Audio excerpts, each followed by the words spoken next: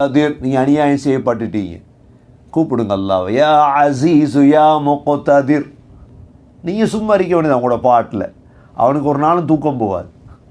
வலா நாமத் அய்யுனுல் ஜுபனா, ஒரு அரபு கவிதையில் இருக்குது, கோழைகளுடைய கண்கள் ஒரு நாளும் தூங்குறது இல்லையா.